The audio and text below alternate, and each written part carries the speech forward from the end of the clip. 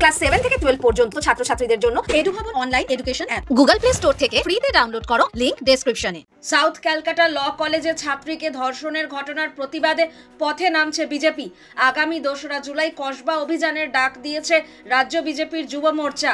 এই কর্মসূচিতে অংশ নেওয়ার কথা জানিয়েছেন রাজ্যের বিরোধী দলনেতা শুভেন্দু অধিকারী। রবিবার বিজেপির পক্ষ থেকে কন্যা সুরক্ষা যাত্রা কর্মসূচির আয়োজন করা হয়। গোলপার্ক থেকে গড়িয়াহাট পর্যন্ত মশাল মিছিলে অংশ নেন বিজেপি নেতা কর্মীরা। কর্মসূচি শেষে শুভেন্দু অধিকারী বলেন, আর বাড়িতে বসে থাকলে হবে না। পার্ক স্ট্রিট, কামদুনি, হাঁসখালি, আরজিকর এবং কসবার ঘটনায় কন্যা সুরক্ষা যাত্রা চলবে। ওই ঘটনার প্রতিবাদে শাসক দল তৃণমূল এবং কলকাতা পুলিশকে একযোগে আক্রমণ করেন বিরোধী দলনেতা। তিনি বলেন, এরা কারা? ভাইপো গ্যাং। মমতা হটাও, কন্যা বাঁচাও। কলকাতা পুলিশ ধর্ষকদের রক্ষাকর্তা। ছাত্রীর মা বাবাকে কোথায় লুকিয়ে রেখেছেন কলকাতার পুলিশ কমিশনার মনোজ বর্মা? কোথায় লুকিয়ে দিলেন ছাত্রীকে? ওই কর্মসূচি থেকে বিজেপি জানায়, নির্যাতিতার পরিবারের পাশে দাঁড়াতে তাঁরা আন্দোলন চালিয়ে যাবেন।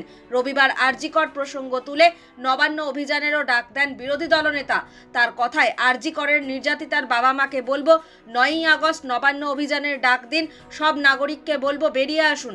রাজনীতি সরিয়ে রেখে আমিও যোগ দেব।